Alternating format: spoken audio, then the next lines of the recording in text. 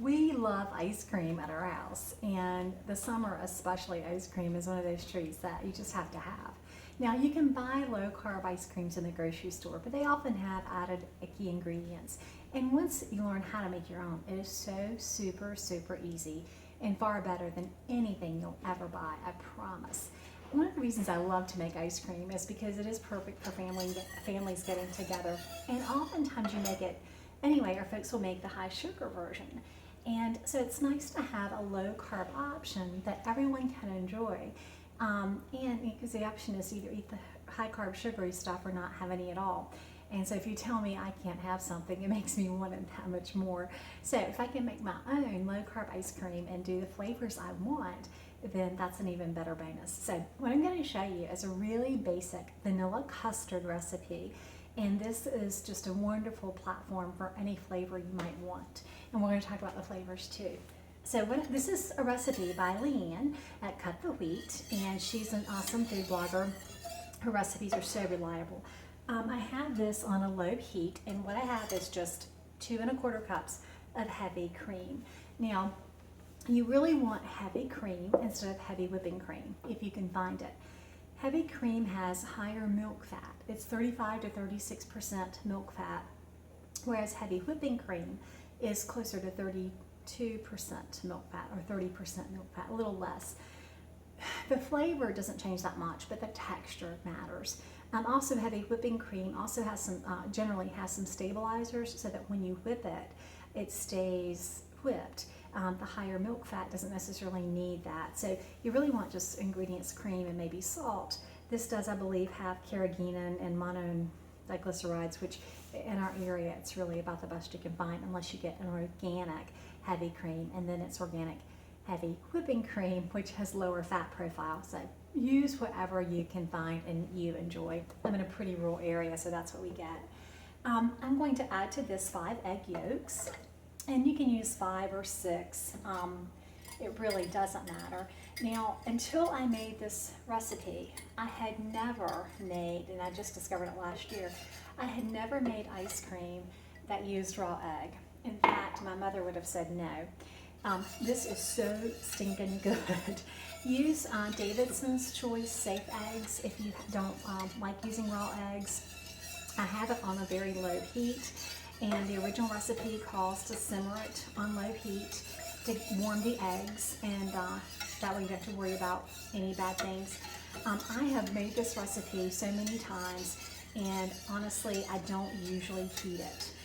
And you know, we're all still standing, so I guess you can take your chances as you feel comfortable, but it's never been a problem for us. So I've added 5 egg yolks to 2 1/4 cups of heavy cream. LeeAnn's recipe calls for a 1/4 teaspoon of salt, so I'm going to add that in. And actually, I already have a batch of this in my ice cream freezer, so I can show you what yumminess to put, flavors we put with it. I'm going to put a tablespoon of vanilla extract, and I think LeeAnn's recipe doesn't call for quite this much. I love vanilla extract. Now, let me tell you a little secret about the vanilla extract. You want to make sure that it's vanilla extract, it's vanilla bean, and alcohol, vodka. You do not want to get an extract or flavoring that has propylene glycol. Propylene glycol is basically antifreeze. Can you imagine why you don't want to put antifreeze in your ice cream? It really will mess up the texture. So use good vanilla extract with no propylene glycol. And so we put our heavy cream, we put our egg yolks, we put our salt, and now sweetener. LeeAnn calls for swerve, and I am going to put about a 1/2 cup of swerve. I'm putting a little less than she is, and then I'm going to add liquid sucralose. And the liquid sucralose is just a nice flavor. Swerve has an aftertaste that my family doesn't really enjoy. So I'm going to mix the sweeteners. You can use stevia, xylitol, whatever sweetener your family prefers. And I'm putting about 6 or 7 drops of this. Once I get it all stirred up, I'm going to taste it and see if it's sweet enough. Now, what I'm doing with this, I'm making this vanilla custard, and then I'm going to make flavors.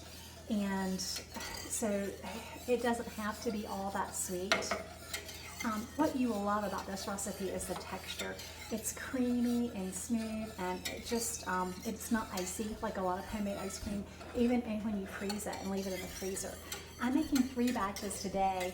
One is made, the mixture is in the fridge, and then I'm going to show you the flavors.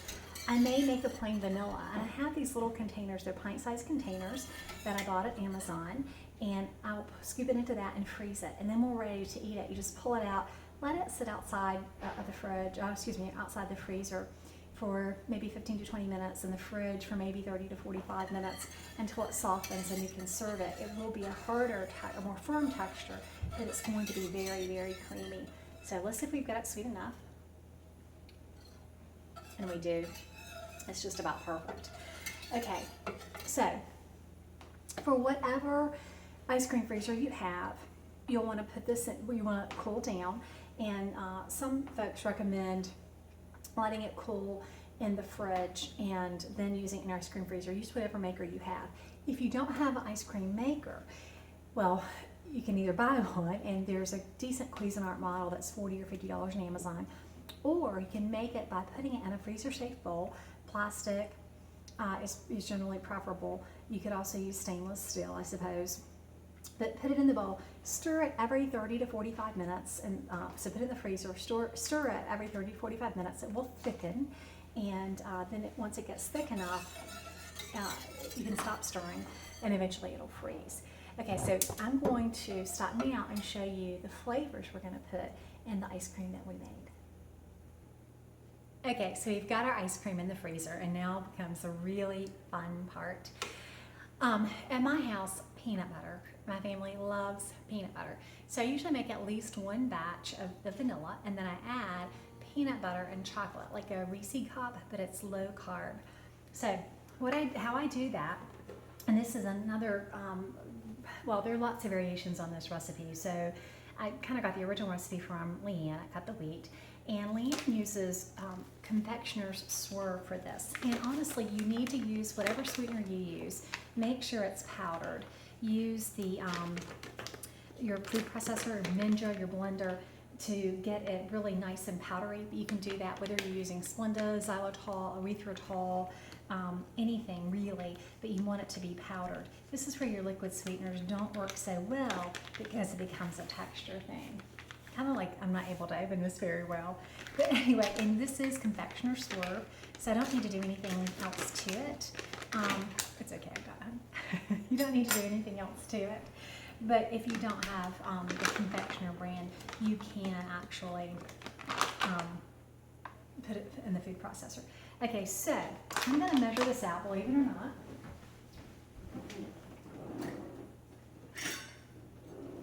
And I am quadrupling the recipe, I guess. I am doing an entire jar of peanut butter.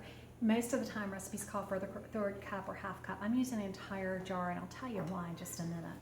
So I'm going to use the powdered swerve, and what the powdered sweetener does is it really dries it up. That is 1/3 of a cup. I'm actually going to put 2/3 of a cup. You see some recipes that call for honey. I don't like to use honey because of the carbs. You can use a sugar-free honey, but most sugar-free honeys have maltol, which again is not desirable. So I'm going to start with this, and let me mix it, and I can show you the texture. I'm going to add about a tablespoon of vanilla extract, and I'm using, yep, that's a tablespoon, I promise.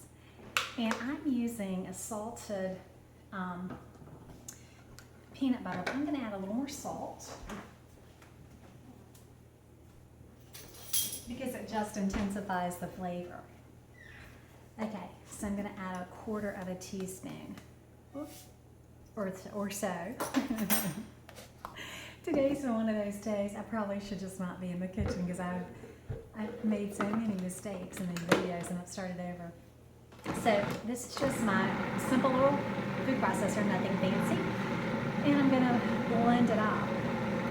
Again, if you want to use honey, you can, sugar-free honey, whatever sweetener, but a sweetener and peanut butter.